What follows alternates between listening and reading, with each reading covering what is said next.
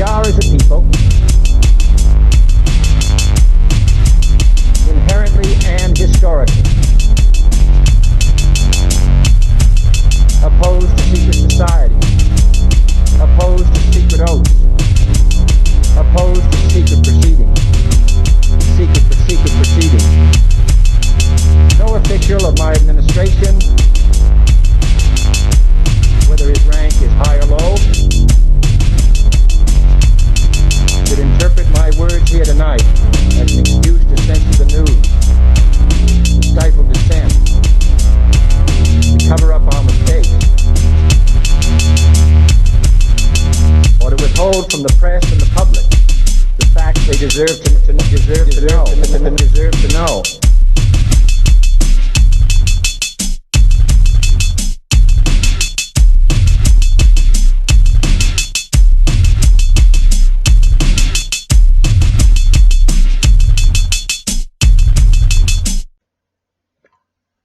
Alright, I had some weird stuff happen.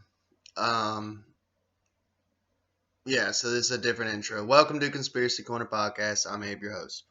Alright, now that we got that out of the way, I got some weird stuff that happened, man. I was talking to a buddy of mine at work, and I won't mention his name. But he was telling me, man, he gets like a lot of intel that he follows different people than me. We're both on the same wavelength as far as QAnon stuff. And he was telling me, man, that like today's December 14th, that like the 10 days of darkness is going to start. This is all hearsay, by the way. He was saying this is just what he heard, and this is what I heard from him. This is what I'm telling you guys.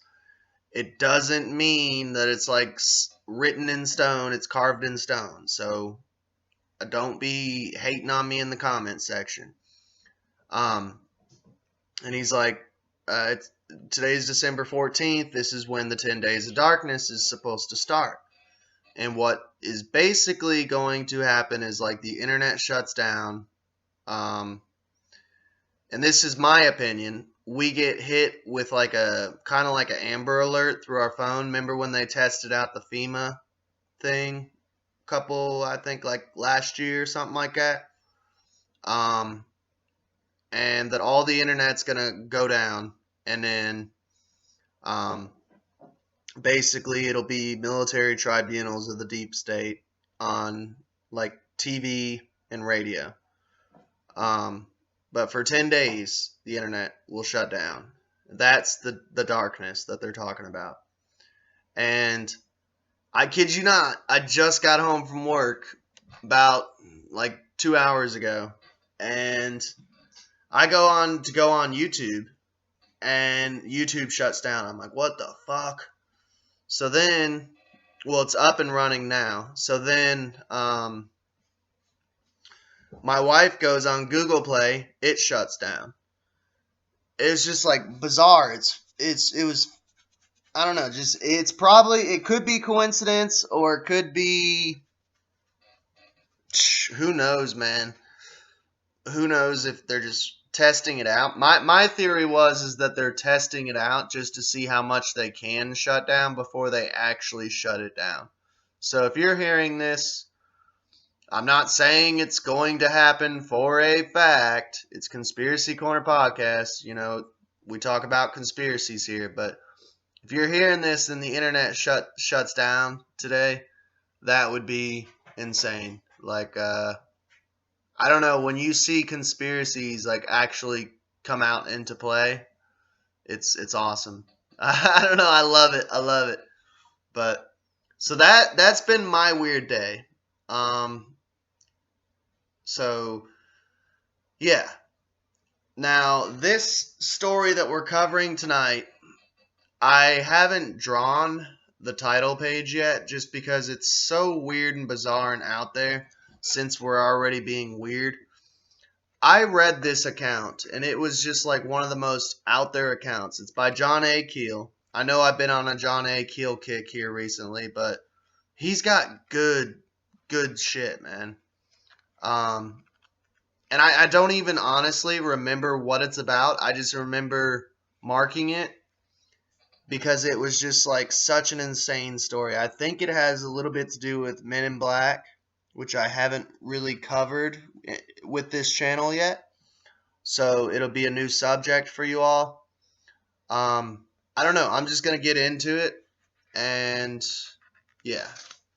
But basically, Mount Misery is the setting for this tale, and I'm just gonna get into it. And I can't remember anything about it. I just remember it's insane, the story. So here we go. Mount Misery is a heavily wooded hill with a few narrow dirt roads slicing through it, and a number of large mansions set back among the trees. The late Henry Stimson, Secretary of War during World War II, maintained a lavish estate on the summit. For decades, the mount was known as a haunted place, the site of a number of mysterious deaths and disappearances. In the spring of 1967, young couples necking on the back roads began to see low-flying UFOs, particularly around a field that was used as a junkyard for old cars. Others claimed to see a giant hairy monster with gleaming red eyes. So sounds like Sasquatch in that area too. Usually all this stuff, honestly, you see ghost, UFO, Sasquatch. These areas, you see everything, it seems like. After Miss Perro began to broadcast reports of what was happening on Mount Misery, the usual mob started to cruise the area nightly to the concentration of the scattered and snobbish residents. Jane and her boyfriend, Richard, joined the stream of cars one night in early May and eventually found themselves alone on a back road near Highhold, the old Stimson place. Richard, who was driving, suddenly complained of feeling unwell. He stopped the car, and a moment later slumped over the wheel unconscious. Jane was terrified, but before she could focus her attention on him, a brilliant beam of light shot out of the woods next to the road like a floodlight. It dazzled her, and she fell back in her seat, unable to move. The next thing they knew, they were driving along Old Country Road at the base of Mount Misery. "How did we get here?" Richard asked her, baffled. "What happened?" "Let's go home," Jane choked. They never discussed the incident again until I arrived on the scene, I being John A. Keel. A few days later, on May 17th, Jane answered the phone. She had her own phone in her room, and a strange metallic voice addressed her. "Listen carefully," it said. "I cannot hear you." It instructed her to go to a small public library near and look up a certain book on Indian history. She did as she was instructed. On May 19th, she went to the library at 10:30 a.m. The place was deserted except for the librarian, who struck Jane as being unusual. The woman was dressed in old-fashioned suit like something out of the 1940s, with a long skirt, broad shoulders, and flat old-looking shoes. Remember, this was in 1967, long before the 1940 styles became popular again. She had a dark complexion with a fine bone structure and very black eyes and hair. When Jane entered, the woman seemed to be expecting her and produced the book instantly from under her desk. This is crazy. Jane sat down on a table and began to rifle through the book, pausing on page 42. Her caller had told her to read that page. "You won't believe this," she told me, but the print became smaller and smaller, then larger and larger. It changed into a message, and I can remember every word of it. This is the message. "Good morning, friend," it began. You have been selected for many reasons. One is that you are advanced in autosuggestion. Through this science, we will make contact. I have messages concerning Earth and its peoples. The time is set. Fear not. I am a friend. For reasons best known to ourselves, you must make your contacts known to one reliable person. To break this code is to break contact. Proof shall be given. Notes must be kept of the suggestion state. Be in peace. Signed, A. Pal. The print became very small again, and then the normal text reappeared. As soon as Jane left the library, she became quite ill and vomited several times during the next 2 days. She approached Miss Parrow with her story and was advised to get in touch with me. Her experience on the Mount, her phone call, and the remark about autosuggestion all stirred my interest. In those days, none of the UFO enthusiasts knew anything about these factors, and a hoax seemed very unlikely. And unknown to Miss Parrow and Jane, I was in touch with a distant contactee who was communicating with the Apholes, literally spelt Apholes. The signature A. Pal seemed close enough to apples to take seriously. I suspected that Jane had been programmed for a set of special experiences, and I kept in constant touch with her in months which followed, maintaining an extensive record of her experiences. In early June, Jane began to see the librarian wherever she went. On June 6, while wandering through a local department store, the woman appeared behind a dress rack. She wore the same old-fashioned clothes and tried to speak to Jane in broken English. There was something wrong about her speech and movements. It was as if she were dead, Jane said. When she asked if she lived around Babylon, the woman asked in a strange hysterical way, like an emotionally disturbed person. This weird laugh has been described by many contactees, by the way. Is there an AU here? The woman asked. Jane didn't know what she meant. Just that week, I had been pondering the significance of gold in UFO and religious lore. Gold is the 79th element, and the chemical symbol for it is AU. So kind of like tying into the Anunnaki, like that if it's aliens, they're here for gold. Which that, I've went into it before, but to sum it up kind of like quickly, basically the Anunnaki came here, spliced the human race, turned us into slave workers to mine gold for them. They took the gold, went back to Nibiru to, in their words, send it off into their atmosphere to protect their atmosphere so that way they could survive. Which we're kind of doing the same thing now by chemtrailing aluminum flakes and stuff into our atmosphere to protect our atmosphere because they ran off with all the gold. It's crazy, but there's something to it, you know. Jane offered to give the woman a lift, but she declined and wandered off. Unable to sleep at night, Jane got up at the crack of dawn the following morning and went for a walk on an impulse. The dark-skinned woman stepped out of an alley and approached her shyly. "Peter is coming," she announced. The statement shook Jane. She remembered that Catholic lore predicts the final pope will be named Peter. "Why are you interested in our mount?" the woman continued, then repeated, "Peter is coming very soon." Next, a large black Cadillac came down the street and stopped next to them. It was brand new, very shiny and polished, Jane recalled. The driver was an olive-skinned man wearing wraparound sunglasses and dressed in a neat gray suit, apparently of the same material as the woman's clothes. The rear door opened and a man climbed out with a big grin on his face.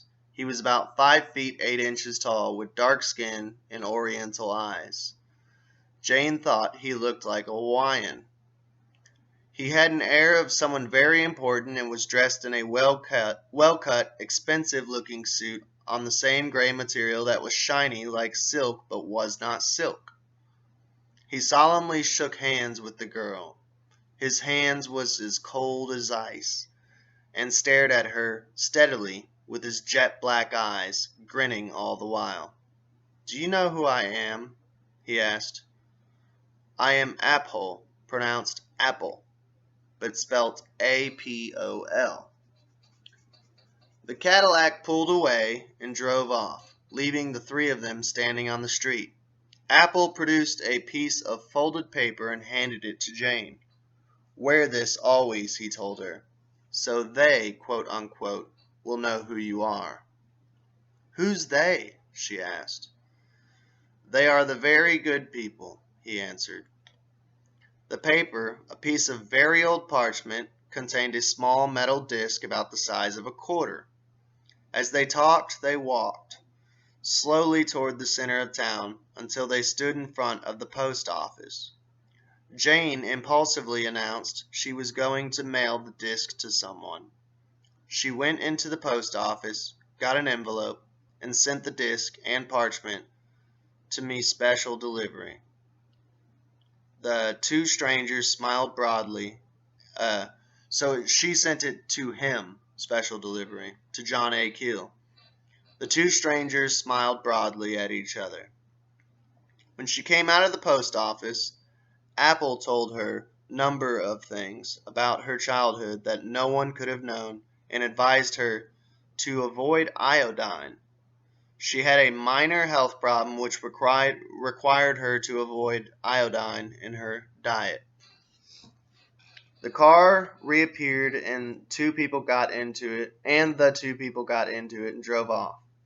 "I felt very strange while I was talking to them," she recalled. "I was woozy, like I was in a daze or something." If it hadn't been for the metal disc, I would have classified the entire episode as hallucinatory. The next day, I received the special delivery envelope and was very disappointed by the contents. The discs looked like a blank identification tag similar to those that come with flea collars. The parchment seemed to be the remnants of a very old envelope.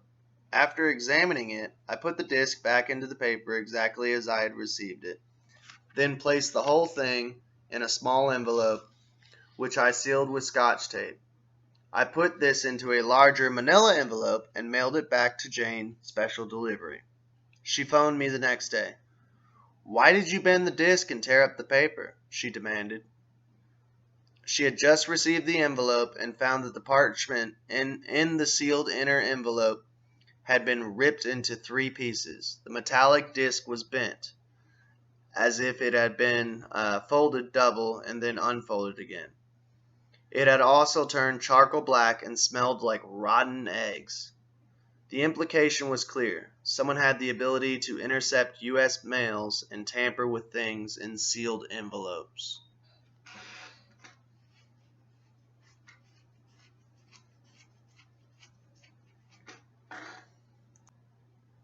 I told you all, man, this story's crazy. It's weird.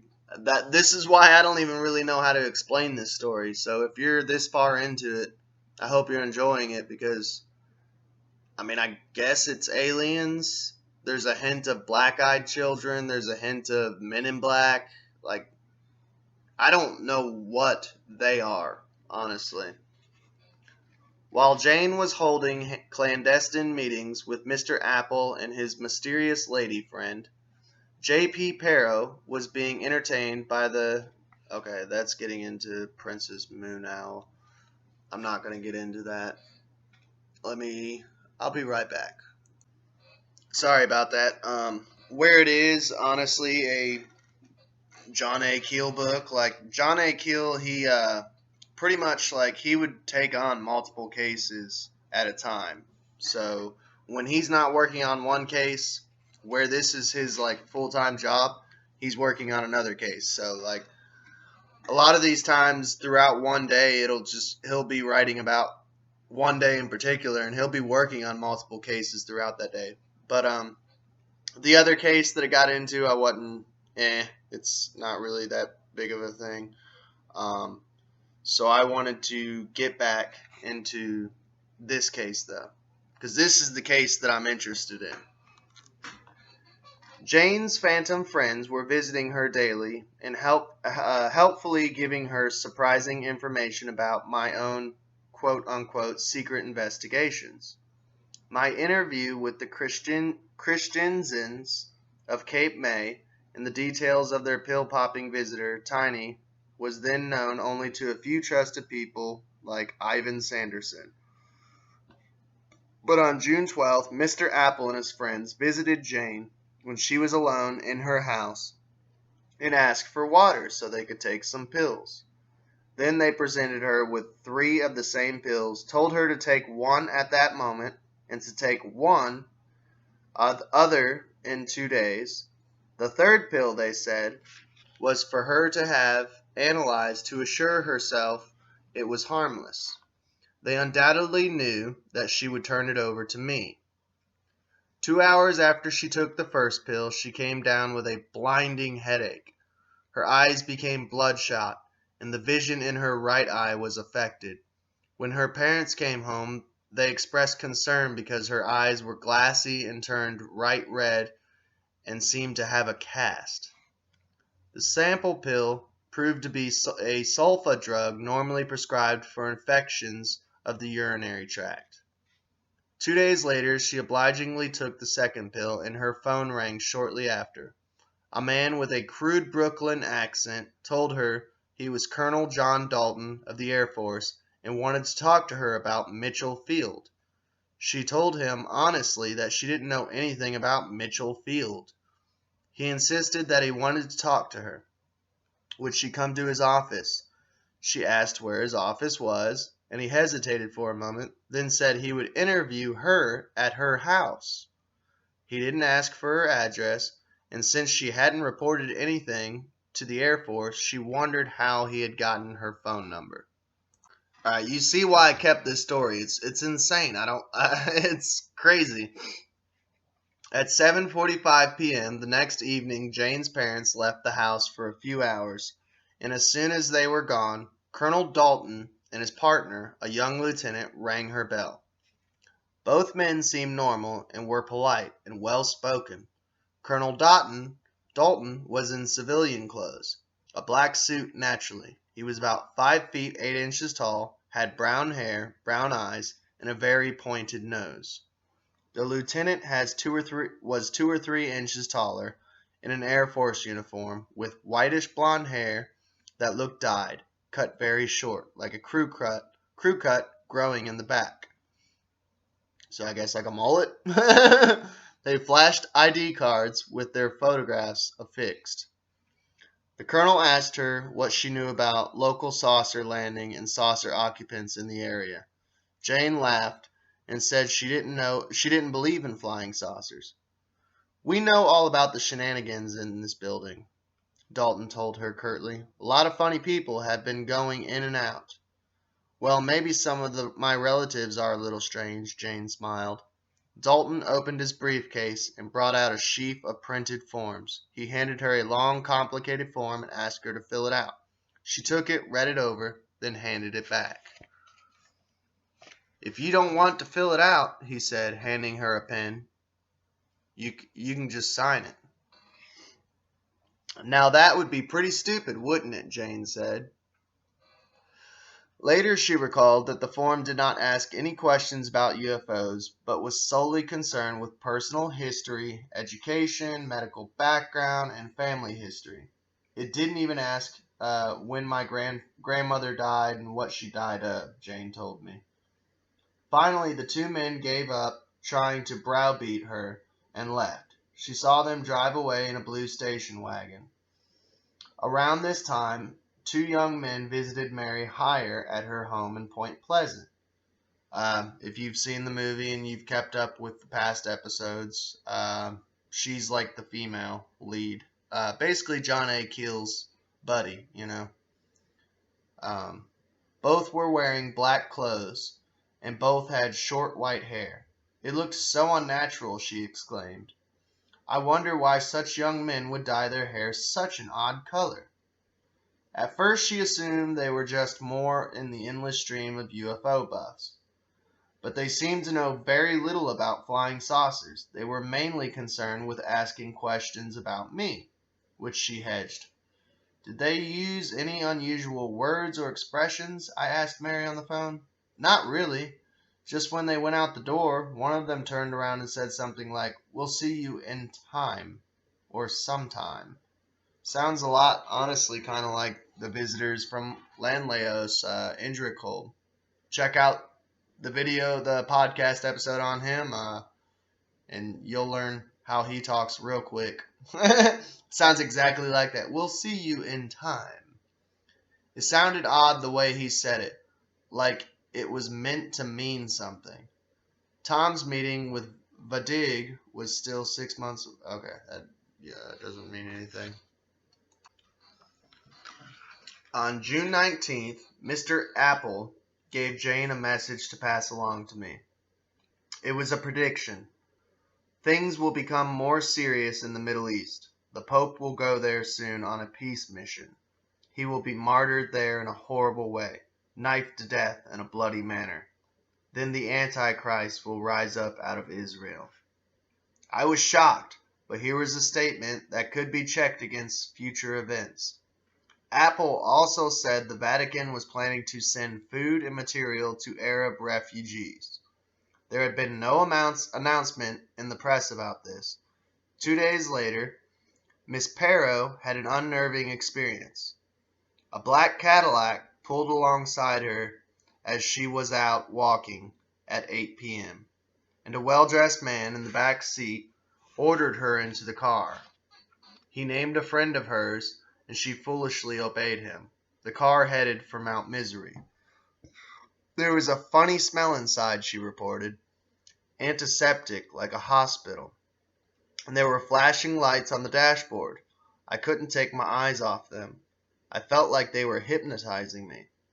The car traveled isolated back roads until it reached a crossroads where another vehicle was waiting. A man holding something like a doctor's bag was standing there. He got into the Cadillac and waved a small object in Jay's face like a bottle of smelling salts. She felt her willpower drain away and sat there helplessly while the men asked her questions which didn't make sense. Finally, they returned her to the spot where they had picked her up. The whole episode had terrified her, and she called me immediately. Was Jay's experience merely an updated version of the Mattoon Gasser, an old spring-heeled Jack? Months later, when I interviewed Tom in Washington, I remember this seemingly meaningless incident. Had Tom also been gassed or hypnotized the moment he stepped into Vadig's old Buick? On October 23, 1971, the Washington Post published a strange gas story involving President Nixon's maid. The story contains some of the elements we have discussed here. Alright, so now we get to the final part of the story. Sorry, I had to pause it here and there to find where this particular story goes into, because like I stated earlier, it goes into other stories, and I wanted to focus just on this one. On June 28th, the Vatican announced that a personal envoy of Pope Paul VI, Monsignor Ambramo Fresh, was being dispatched to Cairo to discuss, quote, Vatican assistance to war victims and refugees, unquote. On June 30th, it was announced that the wooden throne said to have been used by St. Peter was going to be dug out of the Vatican basement and placed on display for the first time since 1867.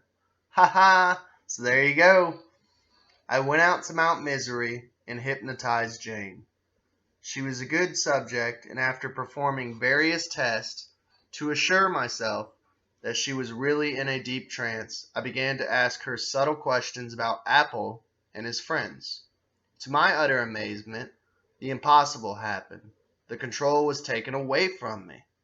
I couldn't direct the session. Instead, I found myself talking directly to Apple through Jane. He wanted to talk about Marilyn Monroe and Robert Kennedy. I didn't want to gossip. I insisted, but wanted some hard facts on the overall situation. Apple persisted, warning me that Kennedy was in grave danger. Where was he talking from? He said he was parked nearby in his Cadillac. He made some specific predictions about pending plane crashes, then returned to Marilyn and Kennedy. So I wonder if he's talking about JFK Jr., that plane crash. That's crazy because this is an old ass book, and how would they know about that? And it actually kind of ties in with what I was saying about Q. Like, a lot of people believe JFK Jr. is still alive and stuff. This is getting weird. It's been a weird ass day. Something is in the air. That's all I can say, man. All the while we were conducting this insane conversation, Jane's telephone was ringing madly. Each time I picked it up, there was no one on the line. Finally, I just left it off the hook. The session ended abruptly when Jane woke up by herself. Another impossibility. She would have required a suggestion from me before she could awake. The predicted plane crashes occurred right on schedule. I was slowly convincing myself that the entities were somehow tuned to the future. I was making other startling discoveries. I had only to think of a serious question, and my phone would ring, and Jane would deliver a message from Apple answering it. Other ufologists were also getting predictions from the contactees. When Gray Barker arrived in New York for the convention at a Hotel Commodore, he told me that he'd received a prediction that a famous newsman in the Midwest would die very soon. 2 days later, on the evening on June 23rd, Frank Edwards died suddenly of a heart attack in Indiana. Edwards was a newscaster and author of 1966 bestseller, Flying Saucers, Serious Business. The year of Garuda in 1966 through 67 was only half over, and I was talking to half a dozen entities through contactees scattered throughout the Northeast. Scores of new games were going on at once, each one designed to prove something to me, not to contactees. The latter would never quite figure out what was happening to them, or what it all meant. Like the UFO enthusiasts themselves, the contactees would be manipulated, used as robots, and then be discarded to sit in darkness and wonder why the world was not as they had imagined it. Why the wonderful space people had abandoned them. On Long Island, a dozen eccentrics still sit by their phones waiting for Princess Moon Owl to call again and restore their waning faith. So yeah, that story though I had to share. That's just, I don't know, it's bizarre, it's insane. That's it though. Apple and his assistants, the weird librarian, UFO, Mount Misery, I guess, is a weird, strange place. Let me know what you all think, and hit me up in the comments. Please like and subscribe. Thank you for listening, either audio or visual and audio form. If you haven't, please subscribe to us on YouTube. You're welcome to share our content. We're also on Breaker, Spotify, Anchor, Google Podcasts. So check us out, Y'all have a good day. We are, as a people, inherently and historically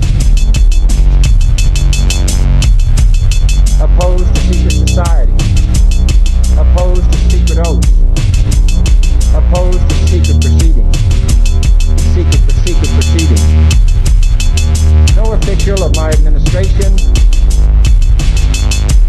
whether his rank is high or low,